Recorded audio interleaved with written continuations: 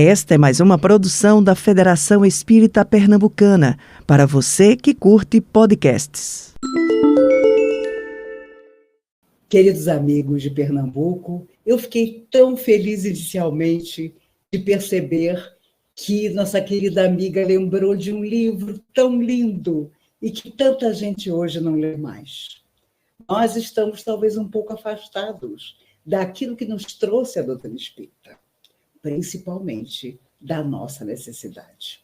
Me recordo de que a primeira coisa que Chico fazia era pegar uma vassoura de manhã bem cedo e varrer o salão do centro.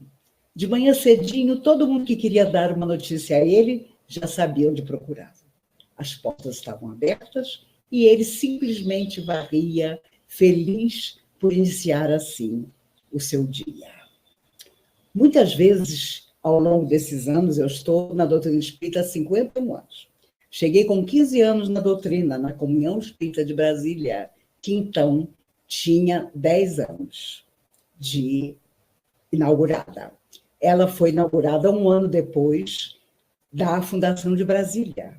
E por orientação de Dr. Bezerra de Menezes, seu Mário Carvalho, Dona Emília Pereira e alguns amigos inauguraram em cima da Casa do Barata, na W3 Sul, que era a loja de ferragens do seu Mário, com um sofá de 2 lugares e uma pequena poltrona, o que viria a ser a Comunhão Espírita de Brasília. A minha família já era espírita desde a época dos meus avós, na década de 30, e era muito difícil ser espírita naquela época, porque você saía muitas vezes do centro espírita para uma delegacia, onde o delegado, com toda a autoridade, perguntava: quem é esse Dias da Cruz aqui? Quem é esse Bezerra de Menezes? Quem é esse Caíba Schutel? Naquela época, o receituário mediúnico dentro da casa espírita era muito poderoso. E as pessoas iam em busca de uma orientação, como até hoje, e também de um receituário para suas dificuldades de saúde. Minha avó perdeu a mãe, ela era protestante, e o pastor disse: você nunca mais vai ver a sua mãe, porque sua mãe era uma santa. E como eu não sei se você é, talvez vocês nunca mais se encontrem. A minha avó ficou enlouquecida. Ela chegou para o meu avô e disse: amanhã eu vou para a doutrina espírita, porque eu já andei lendo alguma coisa e sei que até as pedras se encontram. Meu avô, naquela época, a mulher não andava sozinha de jeito nenhum. Meu avô ficava da janela do centro assistindo e minha avó entrava e assistia às palestras. Tanto meu avô se encantou com o que eram os preceitos da doutrina espírita, que acabou entrando e sentando também. E toda a família que era protestante foi para a doutrina espírita. A doutrina espírita tem esse fascínio, que é de nos explicar quem somos, como devemos ser, e por que as nossas lutas muitas vezes se multiplicam. E quando eu cheguei à comunhão com 15 anos, já desde os 12 ou 13, minha mãe já trabalhava na comunhão, em cima da Casa do Barata, eu era assim meio encantada, porque eu via pessoas que já tinham morrido desde os 5 anos de idade, principalmente as almas suicidas. As almas que, quando temos compromisso com elas, nos procuram em toda parte. E fui então à comunhão, disse a meu pai e a minha mãe que eu ia à comunhão para que eles vissem que eu não tinha nada a ver com a doutrina espírita. Quando eu cheguei de lá, Dona Irene Carvalho, a orientadora espiritual da vida inteira da comunhão, morreu com 95 anos, há poucos anos atrás, doutor Bezerra, estava incorporado nela. E disse para mim: minha filha, o que te traz aqui? E eu estou contando isso para vocês porque eu tinha acabado de fazer 15 anos e disse a ele com todas as letras: eu tenho um buraco dentro de mim que nada preenche.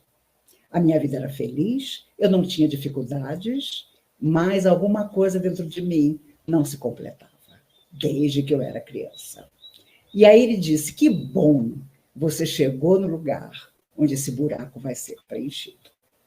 E, claro, eu fui evangelizar crianças de 3 a 6 anos. E eu avisei o doutor Bezerra: eu não gosto de criança. Ele disse: não tem problema não. Você vai estudar a doutrina espírita para poder dizer a elas que ninguém morre. E assim eu comecei achando que era só uma chuva que ia passar, e já se foram 51 anos. Um ano depois, faltou um orador, e Selmar perguntou quem gostaria de falar no lugar dele. Eu, para surpresa de todos, levantei meu braço. Fui lá na frente, falei por 15 minutos no trabalho junto às almas suicidas. Quando eu voltei a mim, porque é claro que não fui eu que falei, todo mundo chorava e eu não sabia o que eu tinha falado. Aí eu pensei comigo, isso vai passar. Foi só dessa vez. E já se vão 50 anos completados nesse mês de dezembro. Meus amigos, a tarefa sempre nos aguarda. A nossa dificuldade é entender que a fidelidade a ela precisa permanecer em nossa alma.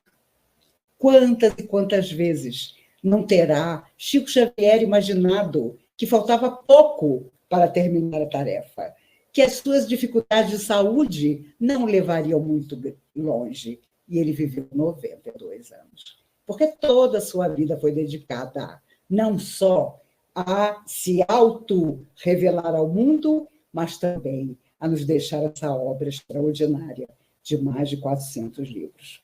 Com certeza não temos essa tarefa hercúlea, mas temos uma tão mais difícil, que é de mudar a nós mesmos, que é de não desistir, porque nós podemos até desanimar, mas desistir não dá.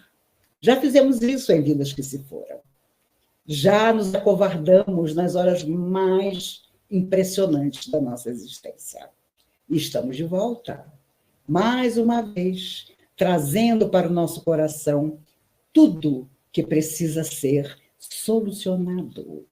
Quantas vezes somos nobres na casa espírita, mas tiranos dentro de casa?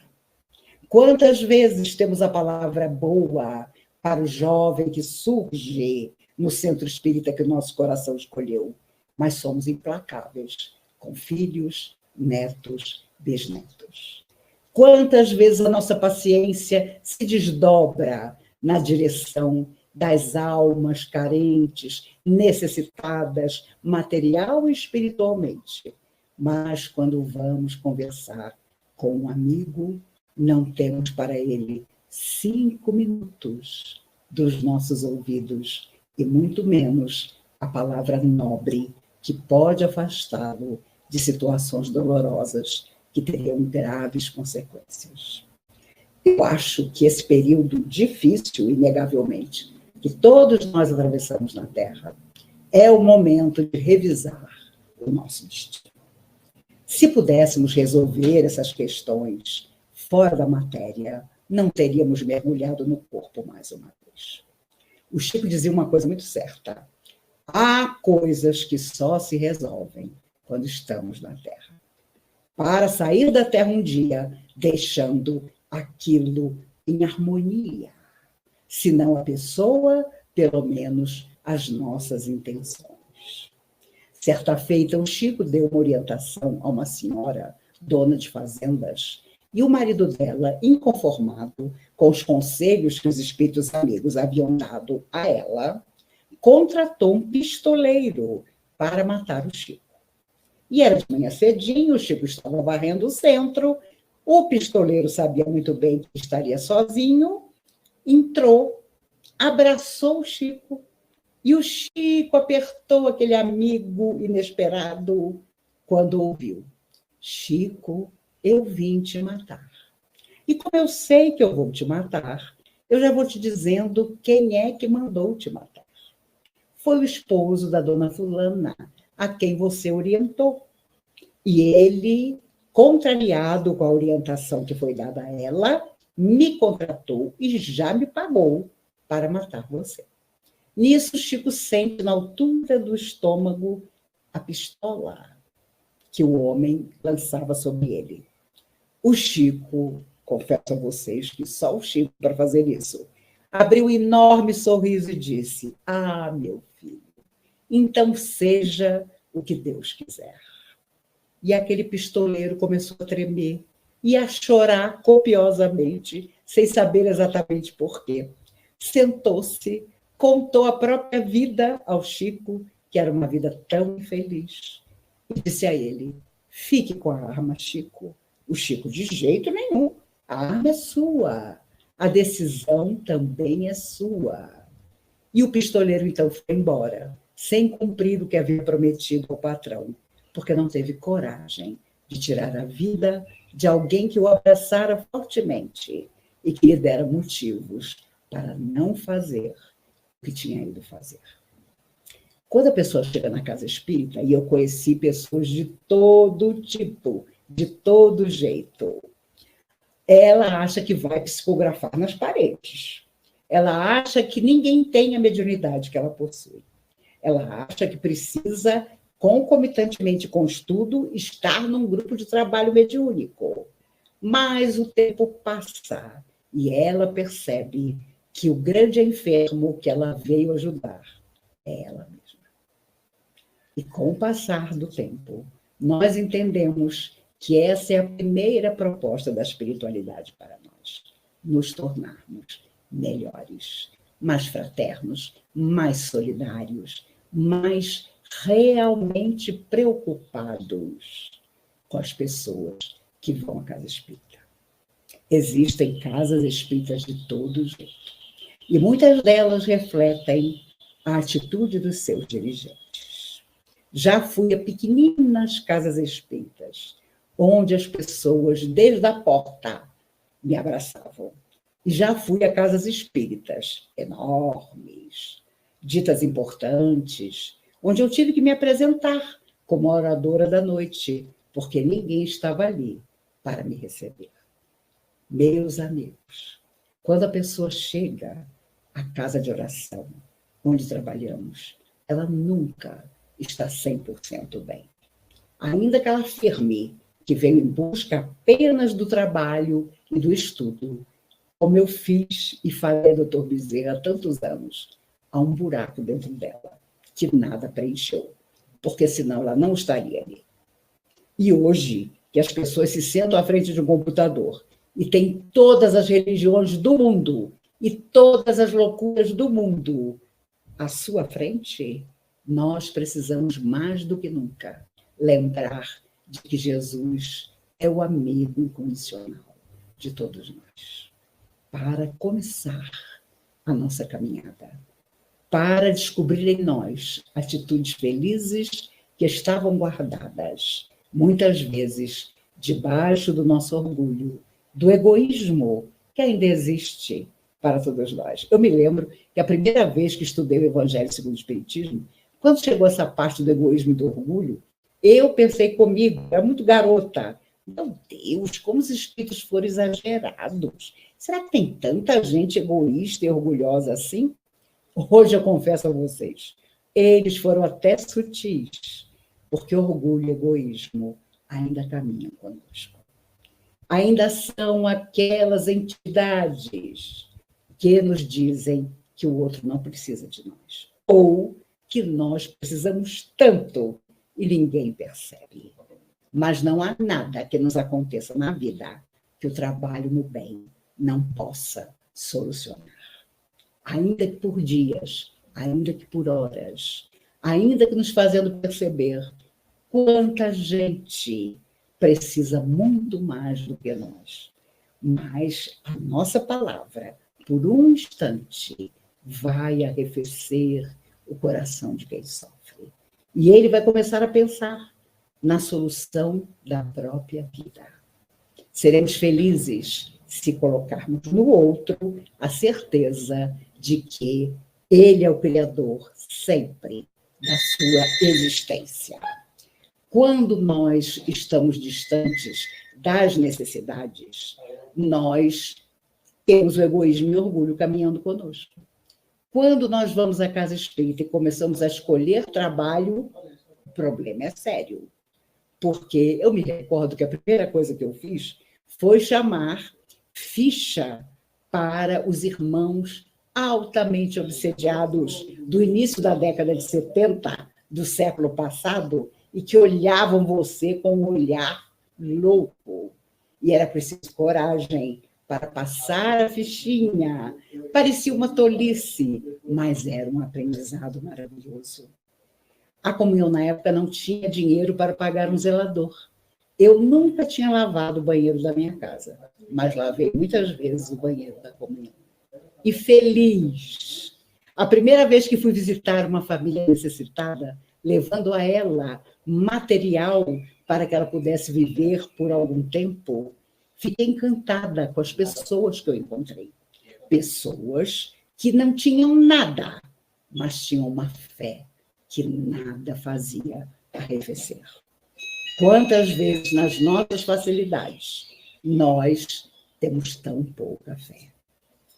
Quantas vezes nós, ao invés de solidariedade, queremos escolher trabalho, queremos escolher companheiros, queremos estar numa espécie de elite dos espíritas, se é que isso existe.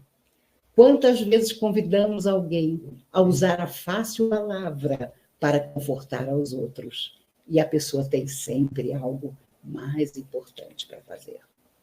Se isso acontece, não importa quem seja, não está preparado para realmente mudar. Porque mudar é a palavra para hoje e para o futuro. Quando a pessoa passa por tratamentos, quando ela vai melhorando, enfim, surge o dia feliz em que nós, trabalhadores, vamos convidá-las ao trabalho. Mas eu já vi muita gente nessa hora fugir, dizer que está muito ocupado, dizer que a vida melhorou tanto que agora ele vai aproveitar. E conheci pessoas que diziam: ah, meus filhos agora são pequenos. Ah, meus filhos agora são adolescentes e estão dando muito trabalho.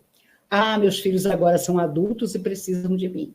Ah, agora nasceram meus netos. Ah, agora eu tenho que tomar conta dos meus netos. Agora meus netos são adultos. Eu já sou idoso, mas preciso dar-lhes orientação. Então a morte física chega, depois de tantas desculpas, e a pessoa não se resolveu a real mudança. Eu fico impressionada porque os espíritas se esquecem muito de que um dia, na verdadeira existência, nos perguntarão o que foi que nós fizemos. Nos perguntarão se fomos felizes, mas também se fizemos os outros felizes. Se pensássemos nisso por um dia, mudaríamos o nosso destino. Jesus não disse por acaso: a cada um segundo suas obras. Se pensássemos nisso todo dia, mudaríamos. Vamos observar o que há dentro de nós que precisa, como um brinquedo Lego, encaixar. E é preciso fazer isso, porque até os médicos ateus americanos fizeram uma recente pesquisa ante aqueles que estavam desencarnando e descobriram que a maior pergunta que todos se faziam é: se eu pudesse voltar atrás, mudaria isso, isso, isso. Por que que eu não fiz aquilo? Por que que eu não fui atrás dos meus sonhos? Mas também ensinando os outros a sonhar. Aí deixaríamos egoísmo e orgulho de lado, porque a nossa alegria, vamos querer que seja a alegria de muita gente, se não puder ser de todos. A nossa dificuldade compartilhada será uma dificuldade menor. Muitas vezes as pessoas me perguntaram ao longo desses anos: Maíse, a doutrina espírita foi uma solução para você? E eu costumo sempre dizer: para mim, foi. Espero que seja também um caminho para você. Precisamos deixar a pessoa livre para que ela entenda que só os mecanismos da sua recuperação espiritual vão determinar tudo o que vier a acontecer a ela e que ela puder fazer aos outros. Uma vez, um amigo do Chico que trabalhava no ML encontrou ele e disse: Chico, eu já abri tantos corpos, nunca encontrei essa tal de alma que você diz que existe. E o Chico deu uma risada e disse a ele: ah, meu filho, você está querendo encontrar o passarinho quando ele já fugiu da gaiola? No fundo, nosso corpo físico é essa gaiola. Por isso, muitas doenças inexplicáveis, até para a medicina, e que estão no profundo do nosso DNA, são depuradoras de coisas que trouxemos de outras vidas e que agora precisamos suportar. No fundo, quando as pessoas nos pedem ajuda, por incrível que pareça, muitas delas não querem mesmo ser ajudadas. Conheci muitas assim, que pretextavam a necessidade da mudança, que diziam que precisavam da ajuda de todos, mas que na hora H fugiam dessa ajuda, porque ser vítima é tão confortável.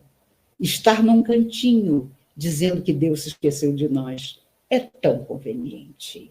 É do humano, mas nós precisamos ser mais do que humanos, porque fomos criados para a beleza e para a perfeição, que um dia nós vamos alcançar. E até lá, o desafio será sempre, por exemplo, fechar uma janela e uma cortina que nos deixam mais iluminados do que somos e também enfrentar a nós mesmos, o grande obstáculo.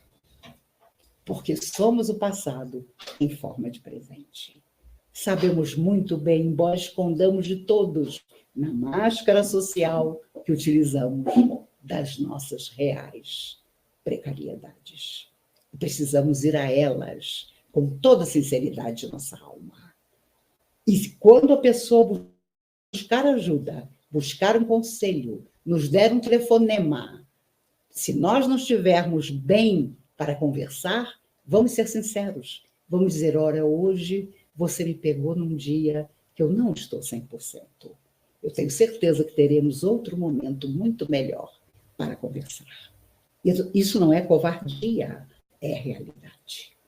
E, principalmente, entre os amigos trabalhadores. O espírito é uma pessoa tão sensível que, se você disser que ela não fica bem de amarelo, nunca mais ela usa amarelo. E ofendida. Então, nós estamos na religião errada, na filosofia de vida errada. Porque se há uma doutrina que não nos permite esconder atrás da cortina, debaixo do tapete, aquilo que precisa ser mudado, é a doutrina espírita. Os pioneiros da doutrina espírita venceram situações das quais nós nem ficamos sabendo, porque não chegou até nós. E eram espíritas numa época em que era uma vergonha você dizer que era espírita. Hoje você vai numa festa, se alguém te conhece como espírita, já forma aquela filhinha. Ah, eu queria te contar um pesadelo que eu tive. Ah, tem uma poltrona na casa da minha avó que ninguém senta. Deve ser o meu avô que não sai de lá. As histórias mais estapafúrdias, mais longe da realidade, você escuta. Porque as pessoas têm quase um prazer de dizer que as questões espirituais as afetam. Mas se afetam, precisam ser resolvidas. E é nessa solidariedade, querida, é nesse sorriso que nós vamos atraindo as pessoas para um mundo de ações espirituais que elas nem imaginam. Talvez dizendo a elas, para mim foi a solução. Tomara que seja para você também.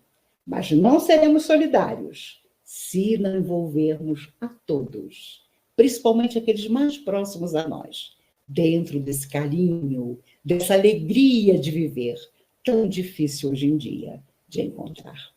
Porque liga-se qualquer meio de comunicação e o que vem é o desastre da humanidade.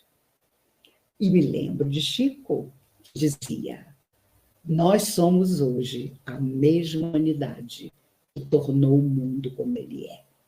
Por isso estamos de volta, para que cada um de nós possa fazer o melhor ao seu alcance e modificar. Primeiro, intimamente, depois, no geral, tudo aquilo que nós pudermos trazer de beleza, de vida, de verdadeira fé. Porque quando tudo vai bem, nossa fé vai maravilhosa.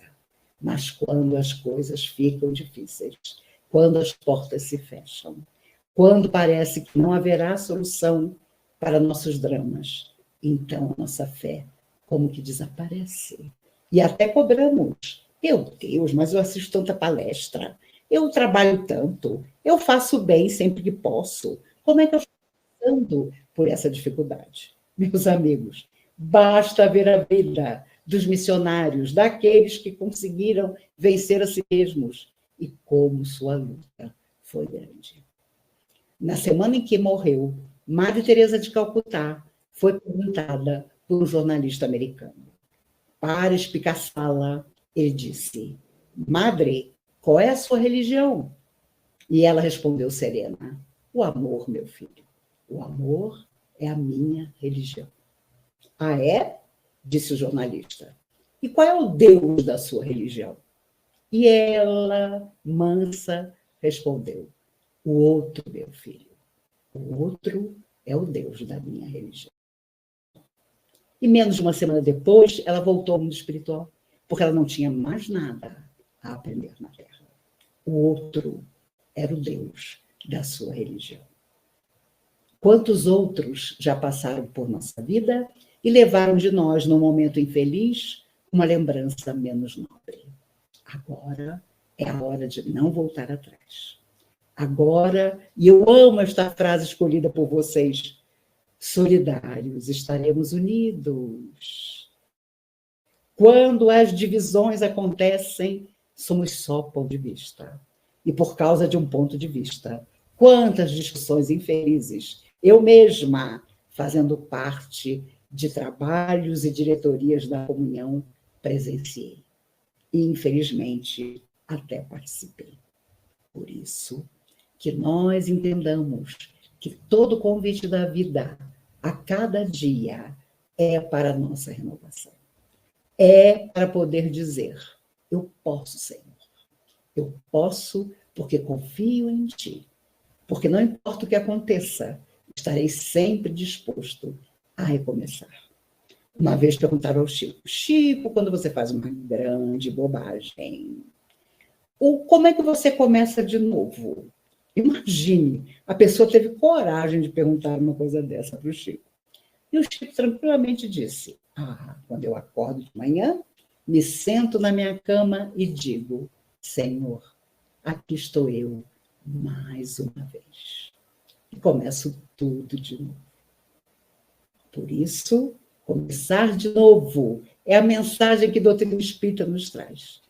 Temos tanta necessidade disso que já vivemos tantas vidas e ainda viveremos outras.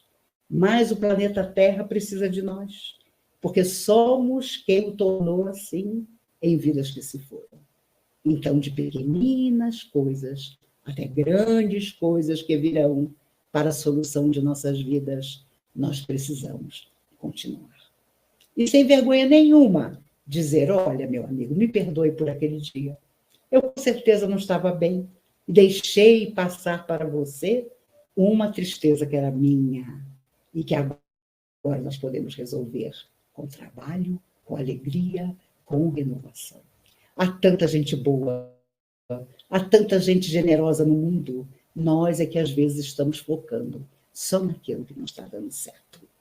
Nós somos quem não deu certo em vidas que se passaram. E agora nos cabe começar tudo de novo. E é bom demais imaginar que Deus nos convidará a começar outras vezes. Mas a nossa consciência, já bem desperta, sabe que agora é a hora. Agora é a oportunidade bendita de estarmos renovando por dentro do nosso coração. Porque aquilo que está aqui e que vem para cá comanda as nossas existências. Não tenhamos vergonha nenhuma de nos tornarmos mais humildes, mais serenos, mais seletos, também nas influências que recebemos. Quanta gente só fala de tristeza, só fala do que não deu certo e vai se impregnando daquilo, e vai se energizando daquilo. É como usar um alimento que você sabe que já está deteriorado, mesmo assim você o coloca para dentro. A nossa mente e o nosso coração são sempre o grande caminho. Aquilo que não nasce de nós não existirá. Por isso, eu começo desejando para mim e para todos que estão conosco, e para aqueles que não estão conosco, essa renovação feliz. apesar de tudo, e o tudo é complicado, que nós possamos dizer como Chico: aqui estou eu, mais uma vez. Em todos os aspectos da nossa vida, estaremos renovados. Até a medicina hoje, holística agora, tradicional no futuro, faz perceber que tudo começa e termina portas adentro do nosso coração. Se você observar, já há muitos médicos que, quando você vai consultar, depois de uma série de perguntas, diz assim: como vai sua vida afetiva? Como você está por dentro? Porque até os mais tradicionais profissionais da medicina já perceberam que ou você fica mais doente ou mais disposto à cura, dependendo da sua vontade. E no livro maravilhoso de Emmanuel, Vida e Sexo, há um capítulo que se intitula Vontade. E ele diz que ela é a grande coordenadora do nosso escritório mental. Aquilo que nós não quisermos não acontecerá. Mas aquilo que nós determinarmos virá para o nosso coração, para os nossos braços, para a nossa felicidade. Que possamos ser felizes, fazendo os outros felizes. Que possamos viver na realidade de um planeta que ainda precisa tanto de cada um de nós. E nós precisamos dele, porque senão não estaríamos aqui. As pessoas falam de Júpiter, de Plutão, de tudo aquilo que virá para o terceiro milênio. Mas o terceiro milênio não vai chegar se ele não começar com o esforço de cada um de nós. Que possamos nos esforçar e, se possível, com alegria, com realidade, com dinamismo, com aquela fraternidade e solidariedade que queremos ver no outro, mas que precisa começar em nós. E tenho certeza que nós vamos conseguir. Você ouviu o podcast da Federação Espírita Pernambucana.